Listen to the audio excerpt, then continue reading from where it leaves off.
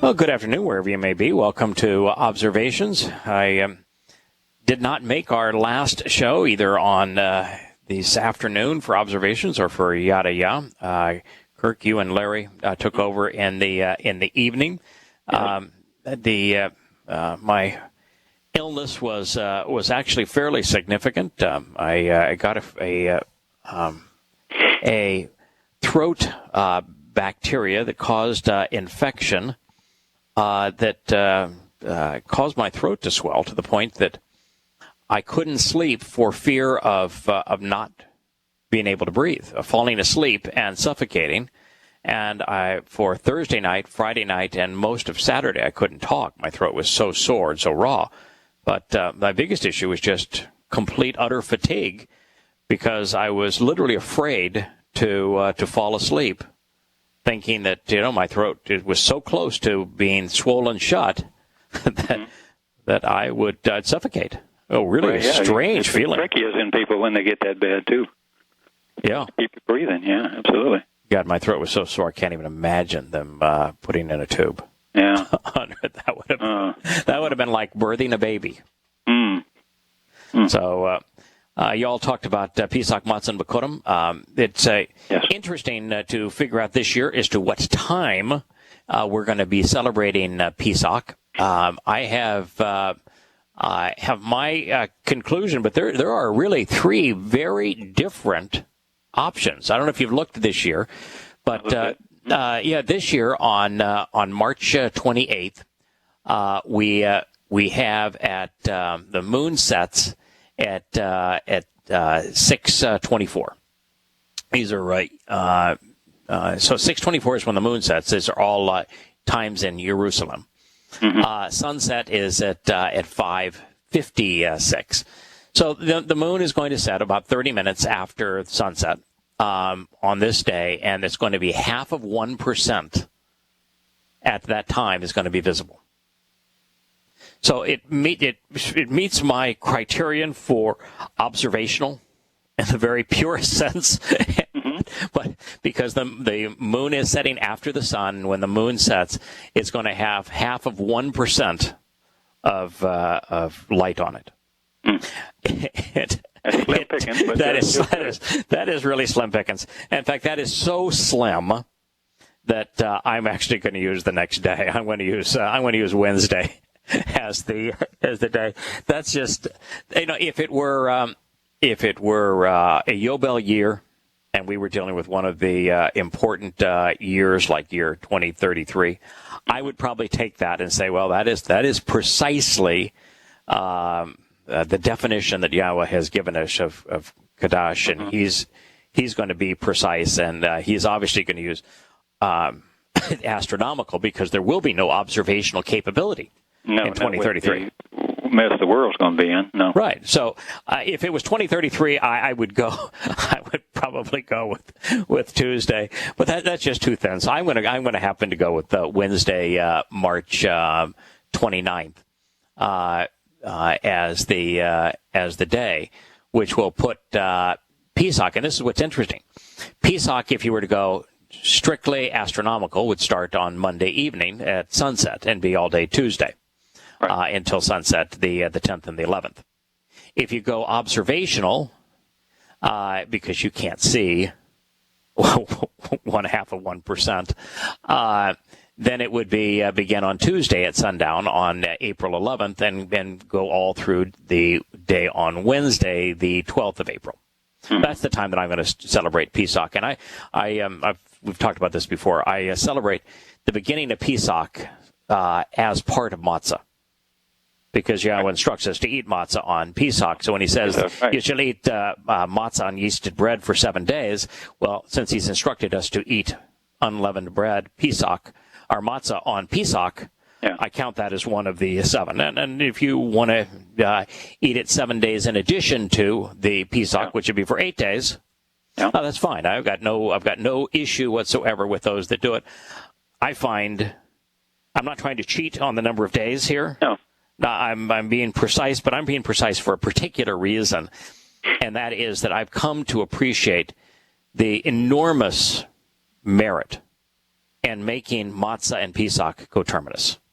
Mm-hmm. Because if Pesach is not coterminous with matzah, we're in a are we in a lot worse? It's the worst possible thing. It's immortality, still, and nowhere to go. And we are expressly excluded from Yahowah. Well, there is a place to go, and it's just not a good. You know what I mean? Nowhere to go is good. Yeah, nowhere to go that's good. So anyway, I'm going to celebrate it here on Pesach for this year, based upon the observational dates. I think that makes the most sense. So it would be Wednesday, April 20th, 21st be the time. What's interesting though is what the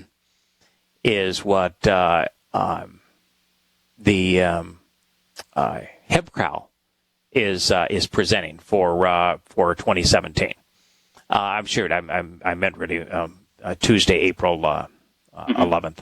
But Hebcow is presenting Sunday, April 9th. I don't get where they get. Where do they get that? I don't get where they get that. But anyway, because that is clearly prior to a full day prior to the first renewed light.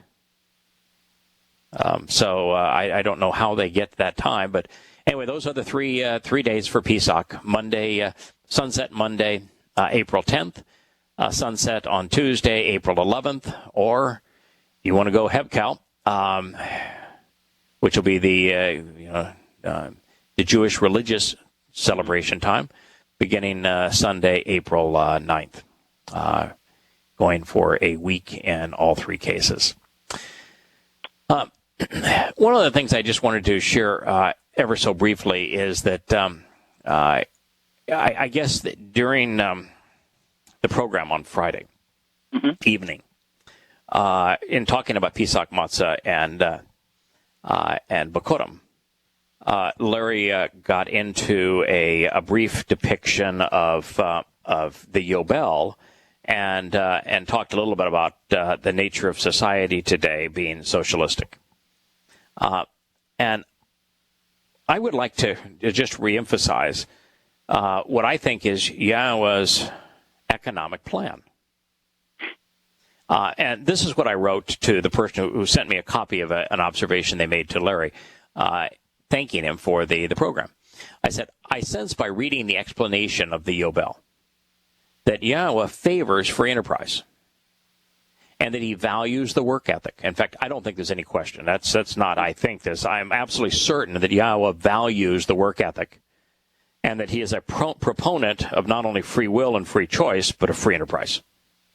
He wants us to work, and he wants us to be able to choose where and how we work. He doesn't want people, anyone controlled by government. So any fascist or communist scheme that is top-down or any socialist scheme that is collectivized as opposed to individual would be in opposition to Yahowah's overall view of man's labors.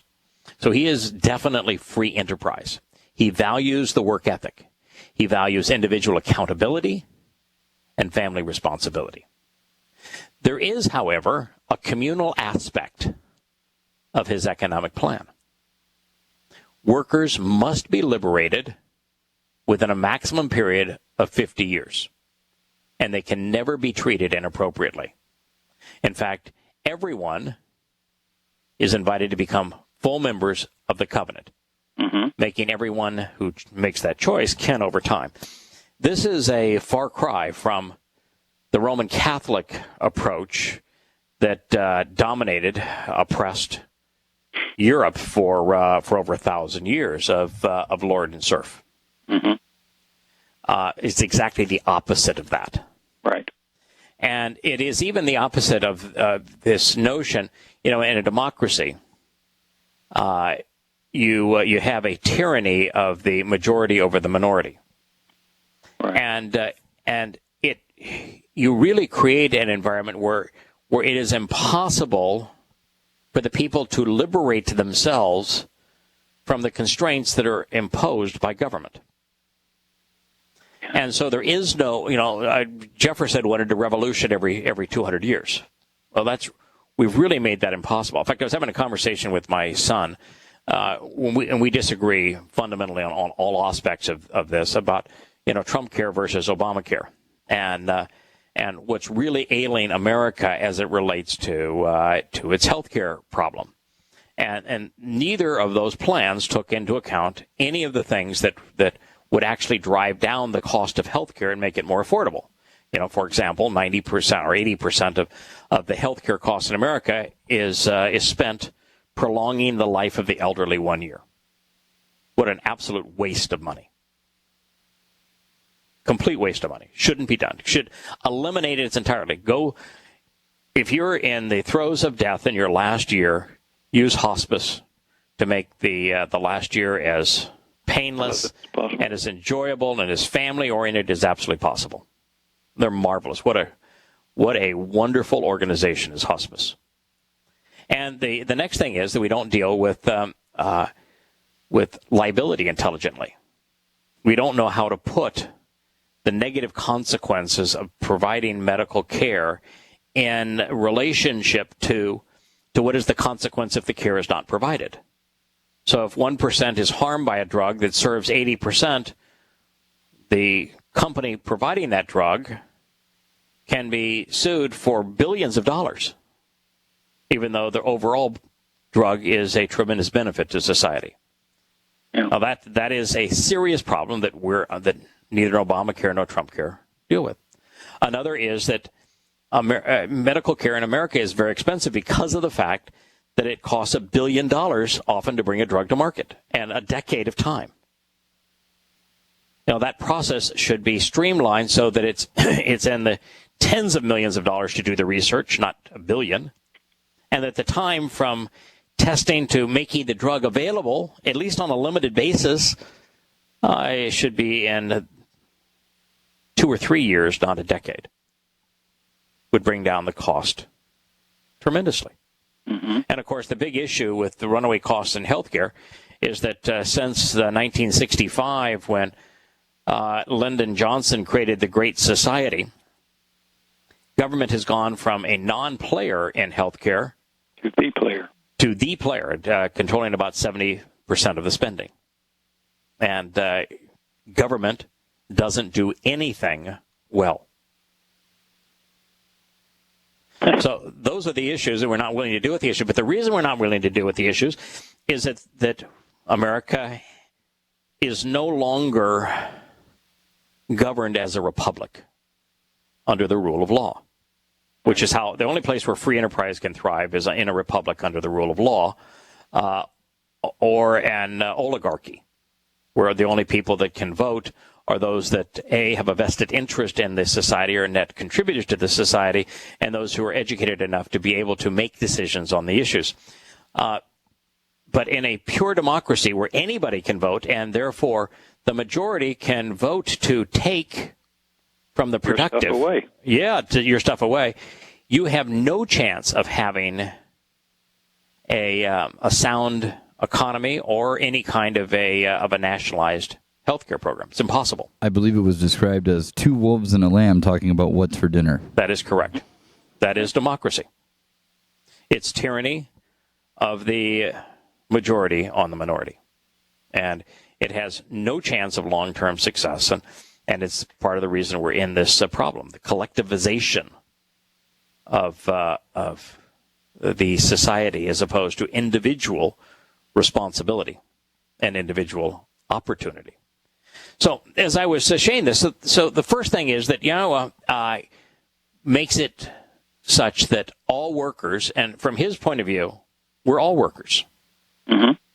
He wants everyone to work. In fact, that was the consequence of Adam, for Adam, after he ate from the tree of the knowledge of good and evil. From that point on, you're going to need to work. I mean, previously, I'd only given you information that was good. You didn't have to work. But now that you have both, you need to work at it. You got to work to know the right answer at this point. You need to work now to provide for your family. So, but workers are all liberated at the absolute longest period of time that you could be unliberated is 50 years. 50 years is kind of interesting because, we can become productive as individuals, earning a living sometime around 15 to 20 years old. Yeah. Normal time is around 20 that an individual becomes productive. Well, normal time in United States concept, most of the world from your 15, 16 years old. Yeah, most of the world, and certainly back, because Yahowah's truth has to be true for all time, that, 12 to 15 at one time was the timing that you became productive. But let's just use 20 as a round number for today. All right. The number for retirement now, for most people, they just say, at that point, I need to stop working.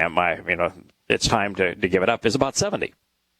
Mm-hmm. Now, it used to be 15 and 65, right, but now it's 20 and 70. Oh, could you do the math and tell me what the age difference is between 15 and 65 or 20 and 70? That's the same, and it's 15.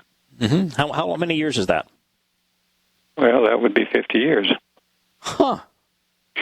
And how long can a person be before they must be liberated? 50 years. Okay. Now, Yahowah used that same plan on debt and property, didn't he? 50 years. So right. That is the length of time that a lone individual, free enterprise, a lone individual can either be devoted to a particular job, right, or can be managing a piece of property, or can be loaning or borrowing money, right, for their for whatever it is that they're doing. Correct. 50 years. It's pretty sound, isn't it? Seems to make sense, but yeah.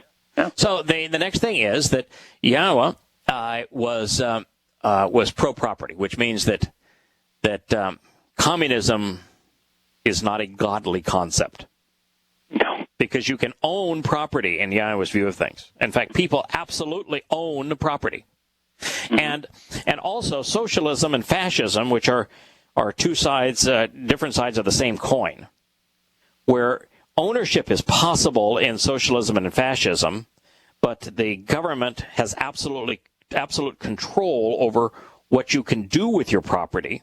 Yeah. That is in opposition to Yahowah, because Yahowah tells you can do anything you want to your property. Yeah. Your property. Use it however you want. No restrictions. In fact, no taxation. No restrictions, no taxation. It ain't yours. Right. Do whatever you want, but at the end of 50 years, every 50 years, it must be surrendered back to the community. That was what caused so much, and has over time caused so much displacement between rich and poor, is the accumulation of property. Mm-hmm.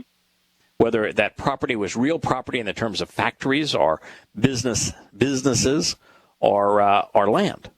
Right. That ownership, the lords of Europe, they owned enormous tracts of property. Absolutely.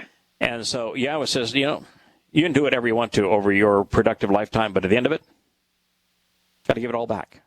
It's communal property again. And I kind of like the idea. Well, I hate the idea of being taxed while you're making a living, and then having a death tax so that the government takes everything and your heirs get next to nothing. I do like the idea of limiting how much you can pass on via inheritance, and this every 50 years, all debts have to be forgiven, all slaves have to be freed, all land is transferred. It precludes creating elite families, wealthy families, royalty, that sort of thing. Yeah, speaking of David Rockefeller, right? Right, yeah, it becomes impossible to have a David Rockefeller kind of situation, a Kennedy situation. And that means that every individual has to start their lives essentially on their own. Mm-hmm. But they're not really starting on their own, because now what you're investing in your child is something vastly more valuable than money. What you're investing in your child is a knowledge of Yah, is an understanding of the covenant, of an appreciation for the Torah, of a love of knowledge, and an appreciation for being judgmental, for exercising good judgment, of being thoughtful. If you can pass on those skills along with the proper perspective on family, on love, on what to hate and what to appreciate, then you've given them something vastly more valuable than money. Extraordinarily more valuable. And so that's Yah's approach. And if we were investing that in our sons and daughters, they'd be far wealthier, but far more importantly, they'd be far more likely to be part of the covenant and be vastly better people than if they inherited money.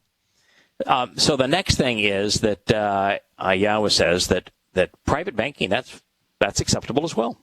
Sure. That's got nothing. Got to loan you some startup cash. Right, exactly. So he says that while private banking is acceptable, as our interest on loans, all debts have to be forgiven over the same span of time, over the productive life of an individual. Now, 50 is also, it's not just the productive life of an individual. 50 is the basis of the Yobel, which is 7 sevens plus 1. Mm-hmm. And it 7 is the answer to everything that Yah views as important.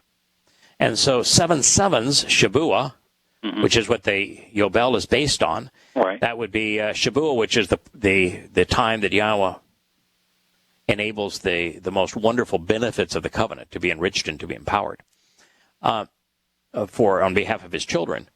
That Shabuah is the promise of 7, is the promise of the Shabbat.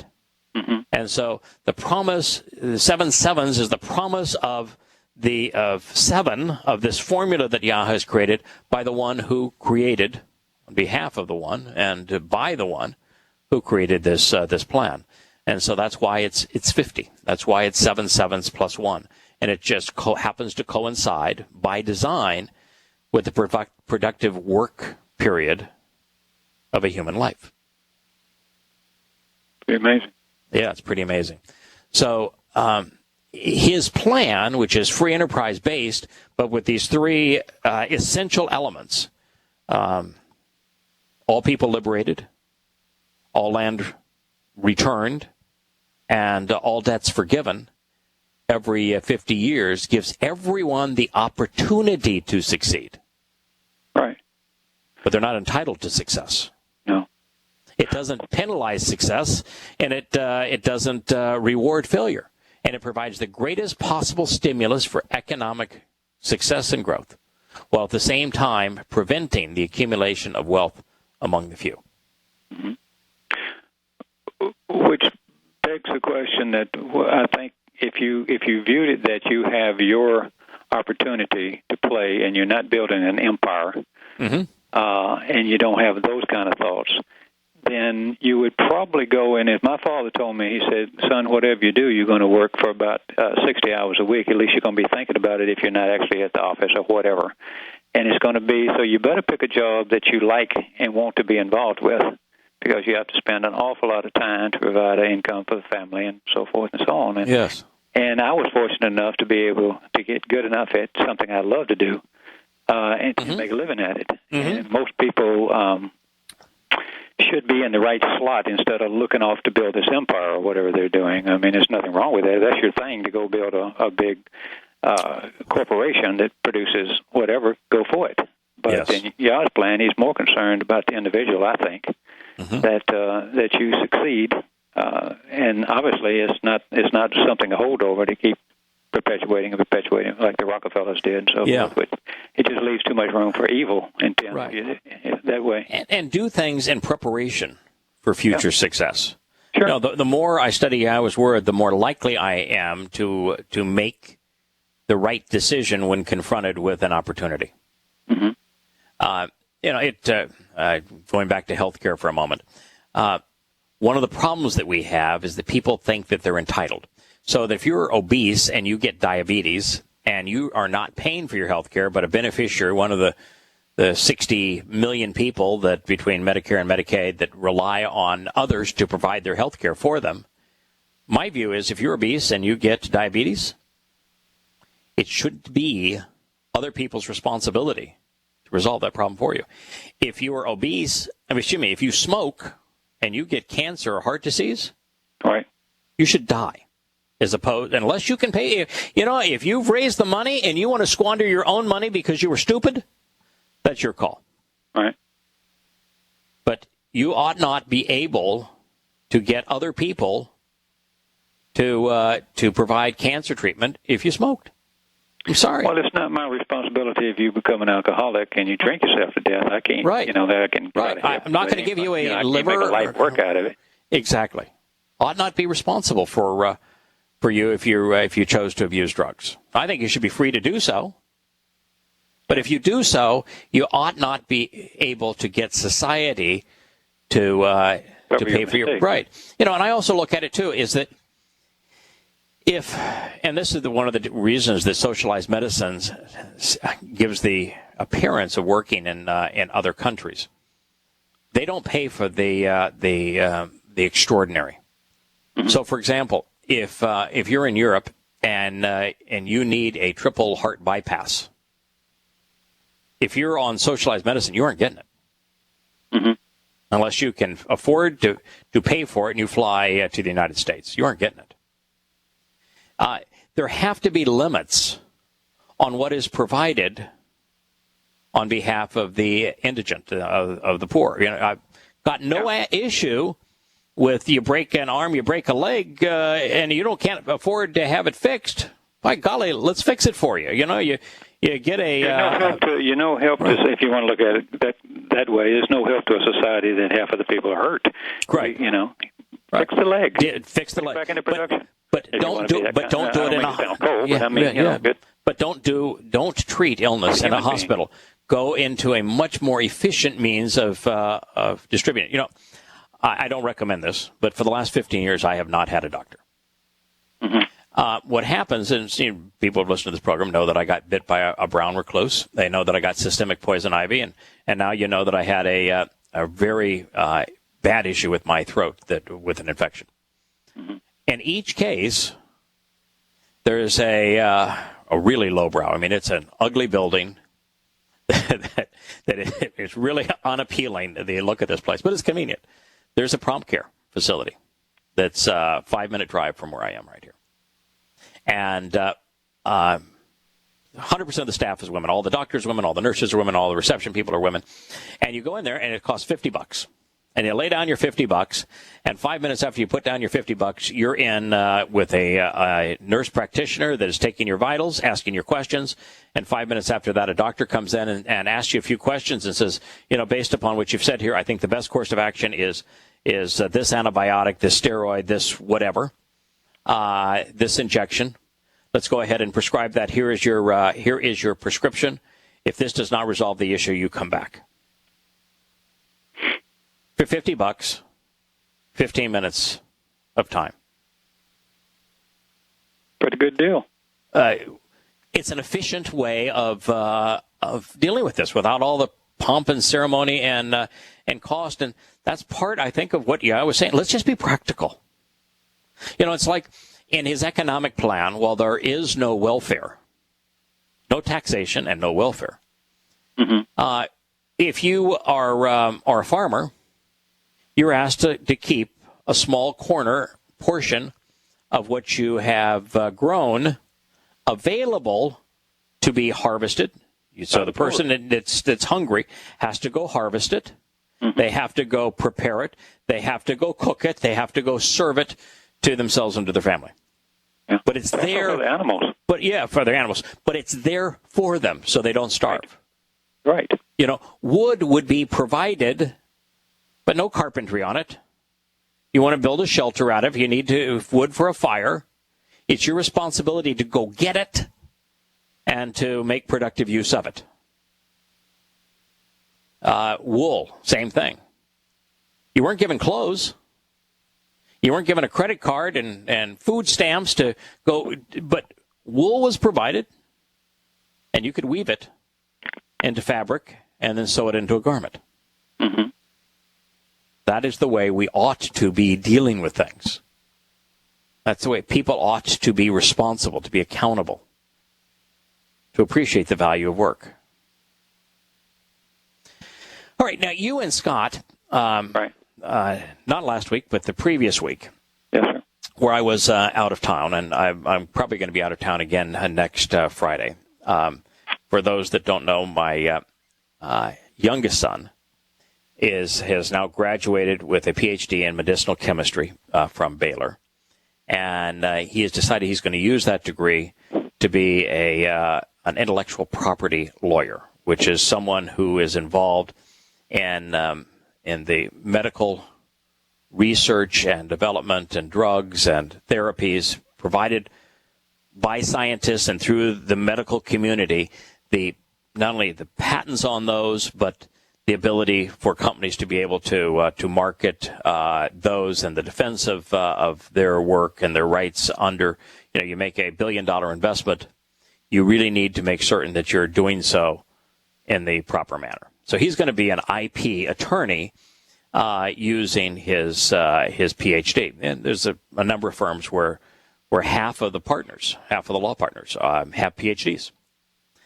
So it's there are some firms that are really good in patent defense and prosecution litigation that this is something he's going to do. So he applied to a bunch of law schools. He was accepted at 7, and we are visiting now those 7 schools. And I provide airlift as a pilot for him so we can go in and be efficient with our time. And I believe that next Friday and Saturday I'll be with him as I go again on last Wednesday I was with him.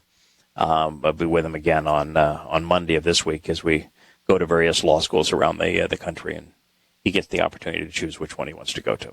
Okay. In light of that, let me ask you a question. If I can review a little bit today, but there's still a little bit of meat left on the bone. If you won't, if Scott agrees, next Friday, perhaps we can finish off the third part of this. But there were some questions that arose from our discussion last week, and a couple of things that are quite interesting. So while we have a short period of time right now, why don't we do that? Why don't why don't we do those, and you and Scott will go. Questions and see what your thoughts on that. And Kirk, we can definitely do that next week, Kirk. Okay, then let's do that right. Perfect. And then what we'll do is understand what's going on. This evening show, we're going to drill down deep on what it means, what Yahowah means by Zion, and where Zion is located, and what are the key attributes of Zion as it relates to Yahowah and to Dode and to his home and to his family and the like.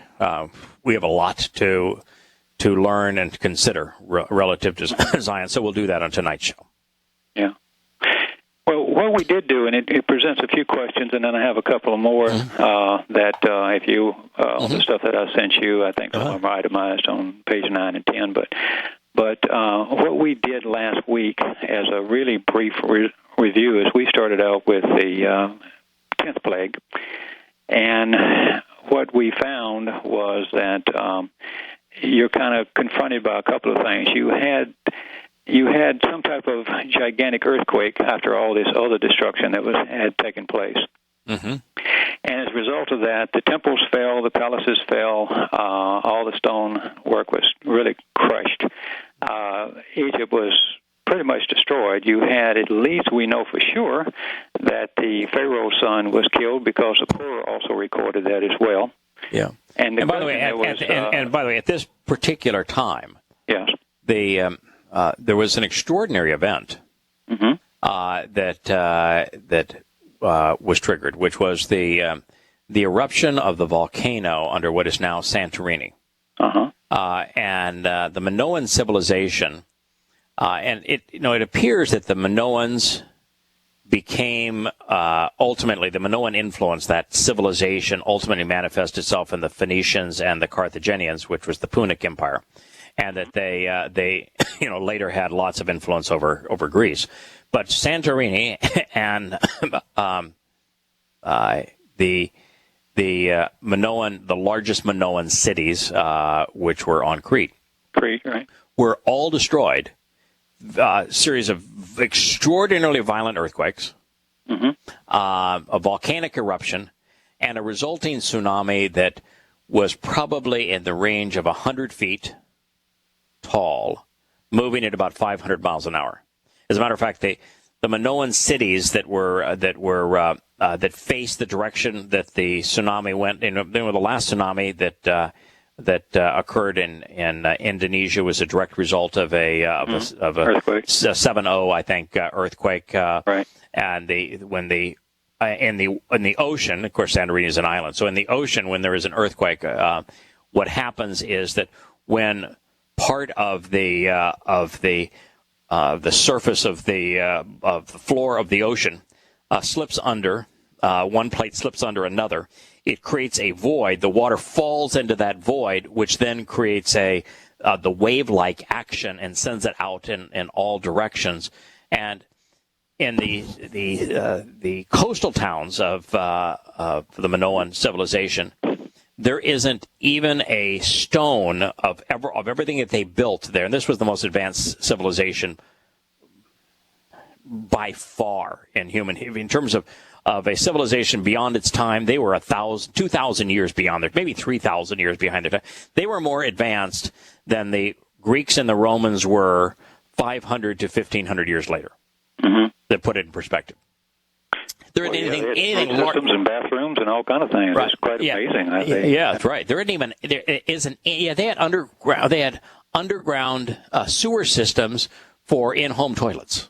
Right. I mean, just extraordinary kinds of. The first time I read that years ago. I've seen them. Been there, but everything was pulverized. So we know, and the timing of that happens to be exactly the time, 1450-ish BCE. Yes. This is the same time, and what is, in terms of human history, probably the single most catastrophic natural event in recorded human history. And when I say recorded human history, we have to be a little bit careful here in that that the victims of this were the entire Mediterranean region, but this predates the Greeks and the Romans.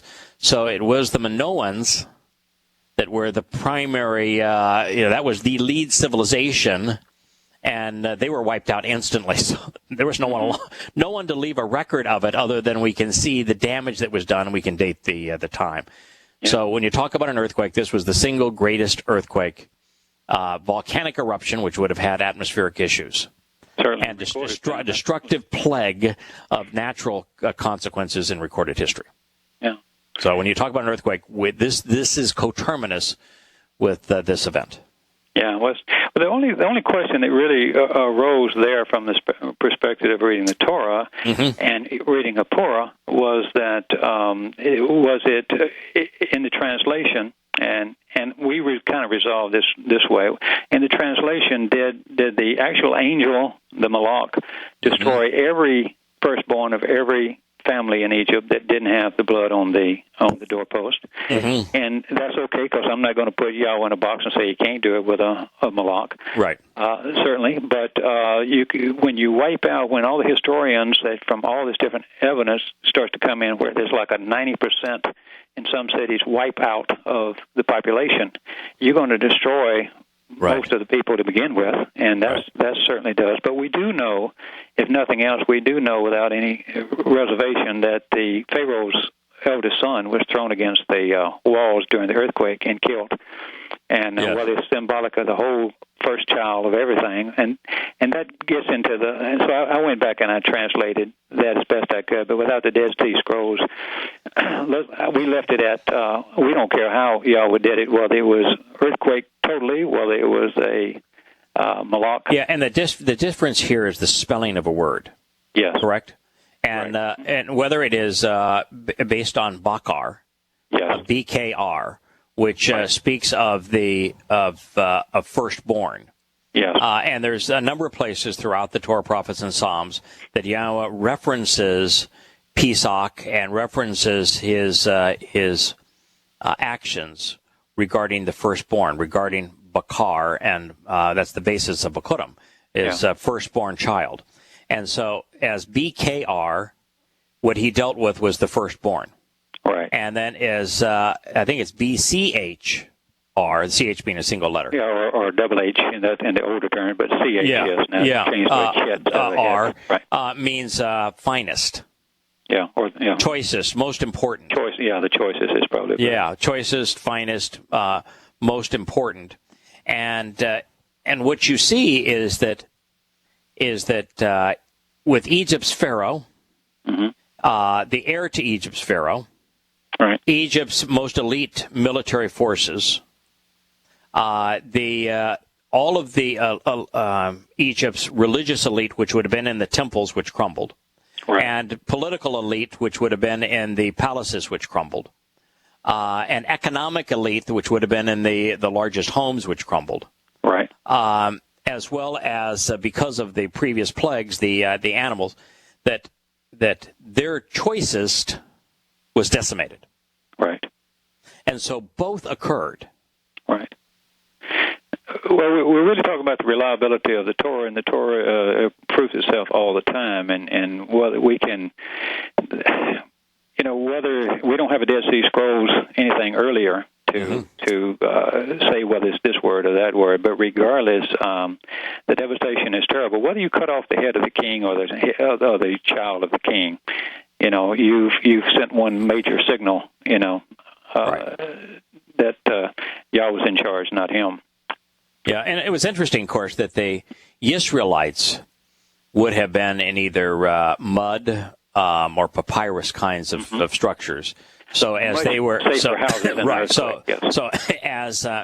as this earthquake would have gone through, and the earthquake is certain at Pesach in this period of 1450 BCE, it would have and did destroy all of the lofty structures of the elite, political, religious, military elite, and so the choicest died.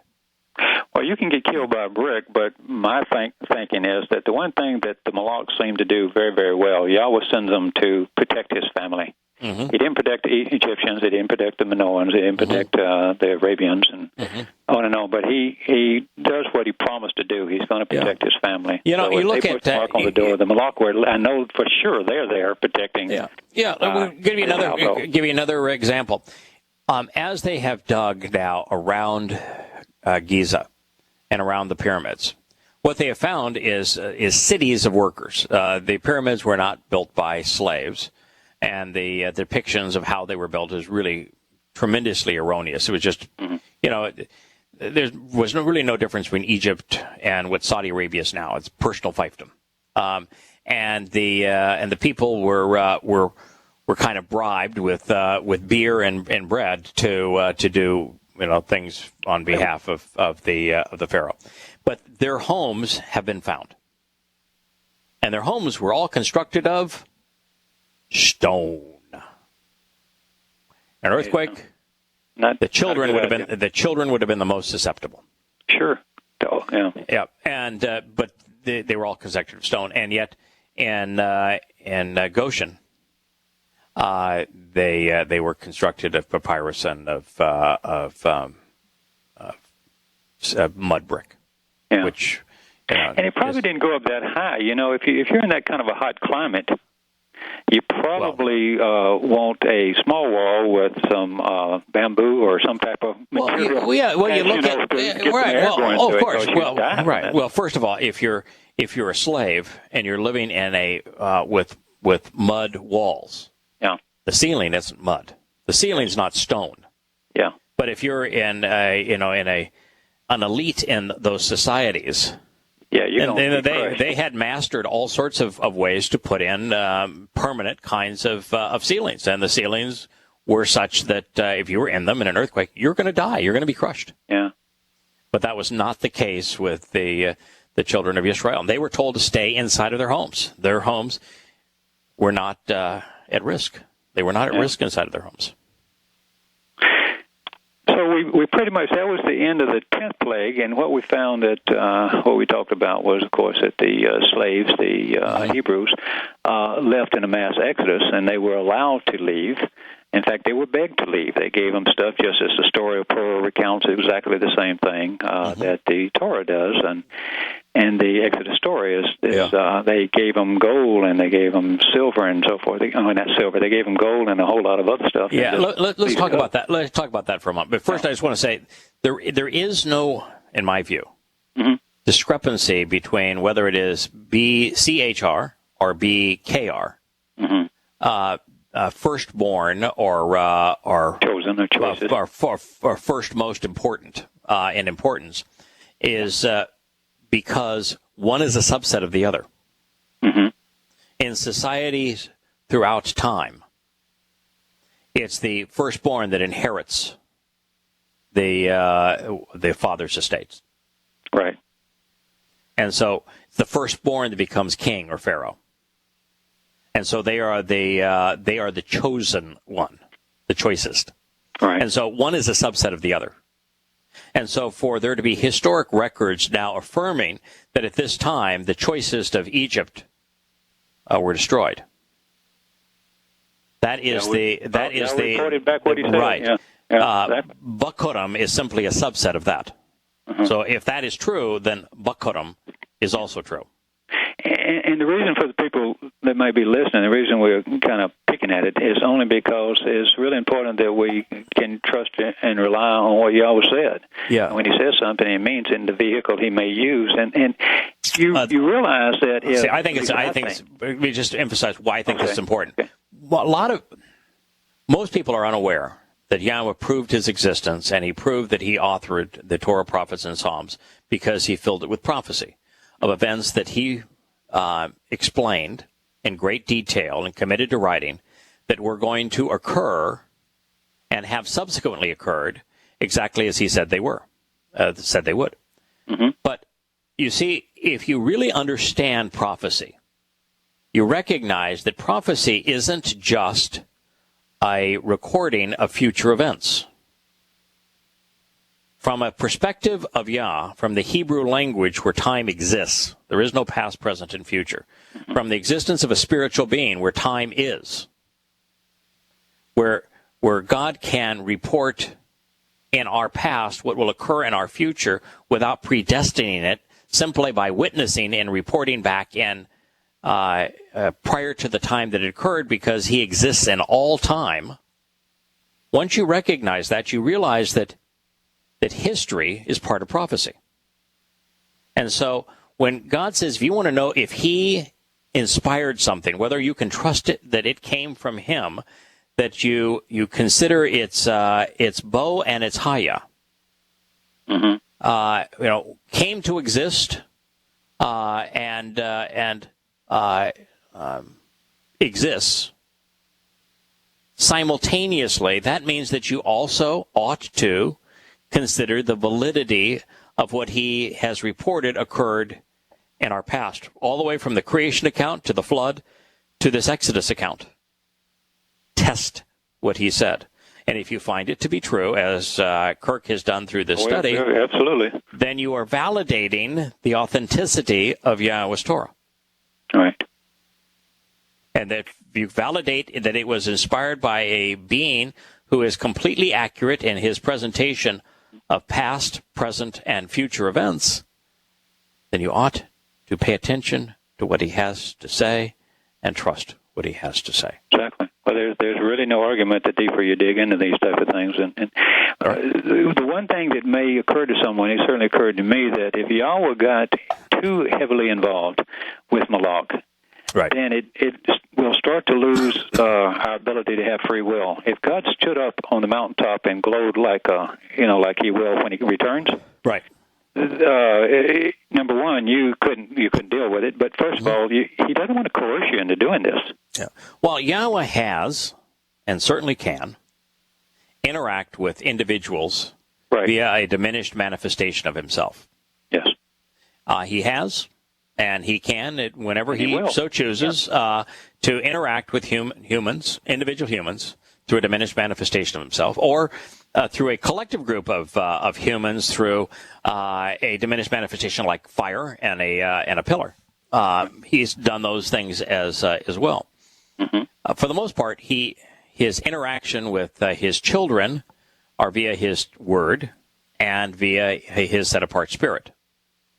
But if He wishes to engage in human events, either to protect His children against those who are opposed to them and to Him, or He wishes to get something done that really just needs to be accomplished to fulfill His ultimate agenda, He uses these implements, the Malak. Yes.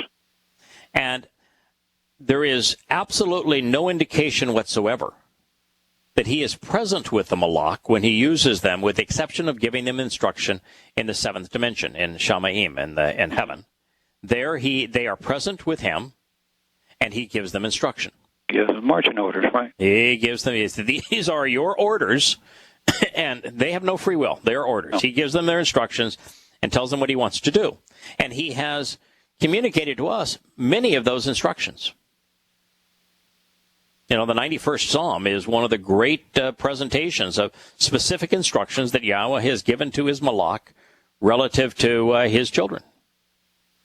But Yahowah, because He's seven-dimensional, can't easily and can never wholly engage in human affairs.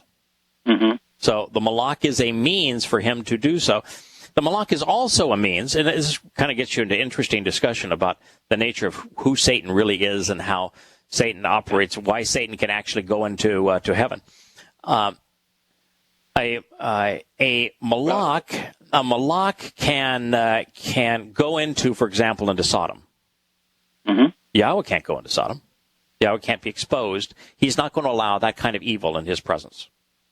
Yahowah can't go into Sodom, but the Malak can. Malak did.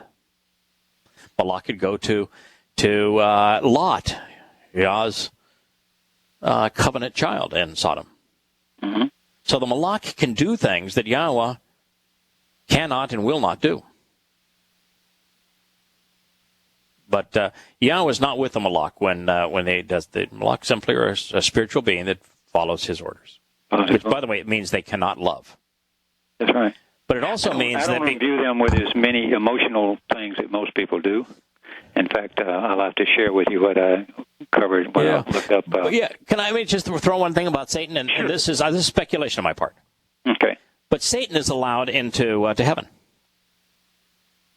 Okay. Eventually, Satan is going to be banished to, and the fallen Malak are going to be banished to the black hole, if you will, that is Sheol. But Satan is allowed into heaven, which means that Satan is a spiritual being, as a being comprised of light, is not being held accountable for being evil. Right. He is not looked at as sin. And I can kind of prove it to you. Okay. I think it's really interesting because I think I understand why Satan can enter heaven, because he has no accountability in the sense of the exercise of good judgment and personal responsibility and free will. He's not. His only reason for ultimately being banished is he was a tool, and the tool did not perform as requested. But a hammer is. A hammer is not. It can be considered flawed and therefore not useful, but you would never consider a hammer evil. If you were a perfect being, you are not going to say, I'm not going to walk into a room with an ineffective hammer. Because the hammer is not necessarily evil, but humans that are religious and political are diseased. They are evil. Yes. Well, let me throw something out at you, go ahead. and we'll take up all this other stuff. But what I did, and thinking about what Roy had sent, and the term that I don't like too well is good and evil, because it's imbued with all the different words in dictionaries of what we think as an English-speaking language frame, number one. Right. So I went back to the Hebrew for evil, Ra, and Tob for good. In Ra, you have a translation, a simple translation would be dysfunctional, but it is impaired or abnormal action other than that which a person or thing is intended, something that does not function within its intended purpose, is the best definition I've found. Now, for Tob, which is good, the definition becomes functional. Functional, beneficial. Yeah, now listen to this, because it's kind of cool. Fulfilling the action for which a person or a thing is specifically fitted or used, or for which a thing exists, something that functions within its intended purpose. Right. Now, I hate to put this wrinkle on it, but if he invented Satan with the capacity to be what he became, he's still fulfilling his purpose, because he became the adversary. Yeah, and Yahowah makes it very clear that he created the adversary. He created Satan. He created that which was dysfunctional. Because if he didn't, then this whole experiment would be a farce. It'd be a waste of time. Right. There'd be no choice. I don't see any reason to go into debate about, well, he's evil and God invented evil. No, he's dysfunctional. No, he invented a tool that can become dysfunctional. He's dysfunctional. It's a tool that is being dysfunctional. So don't imbue him with all these things Satan is not being English writers do about good and evil. Right. Satan is not being punished. He's being discarded. That's right. As a matter of fact, even the people who are religious aren't being punished. They're being discarded. Yeah. They've chosen to be what they were not intended to be, so they're being discarded. And there isn't, for Satan, for example, for those humans that are discarded, there is a remedy for them. It's the Torah. But they've chosen to neglect that remedy. The Torah does not exist to fix a spiritual being. Madness. It does not exist to fix a spiritual being. So Satan cannot be held accountable and cannot be judged by the conditions of the Torah, and he cannot be exonerated by, vindicated by the benefits of the Torah. The Torah has no effect on him, where the Torah both condemns and vindicates humans who he could choose to either accept it or reject it. Let me toss out one other thing to you. Okay. Associated with this, because people will ask, I hate to think that why God doesn't.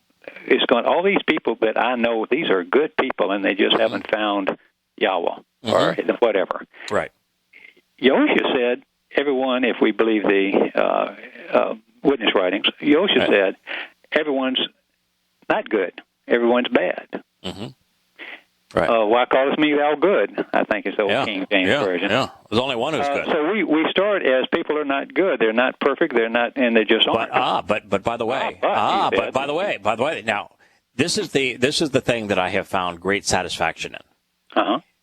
To the degree that the Greek translation of what Yahusha said in Hebrew is accurate, then he would have said not that people aren't good. He would have said that they are lo tob, that they lack the function for which they were designed, that they are deprived of the benefit. They're deprived of the benefit that was intended. Right. The people are not functional. Yeah, he's not making a moral judgment in the sense of good or bad. Yeah. But of appropriateness, of functionality, of capitalizing and of capitalizing on the intended purpose. Right. You know, we were intended to be sons and daughters of our Creator. We were intended to be smart, to be able to be judgmental, to love that which is beneficial and to despise that which is harmful. We were created to function as God's children and spend an eternity with Him. That's how we were created and designed, And so he's saying, no, most people don't function that way. No. They're dysfunctional. That explains dode. It explains what your job is to do to get back to that relationship is to get on the path, which brings us right back to Passover. That's what saved the Egyptians. That's what will save you. I mean, the ones that were in Egypt, the Hebrews that were in Egypt. That's right. Get on the path. He didn't ask you to be good. No, nor did he ask you to be perfect. And he don't like evil. He don't like bad, but he wants you to be functional. Here's the one thing that you can function, one thing you can do correct. That is brilliant. That is, Pesach is the doorway to functionality.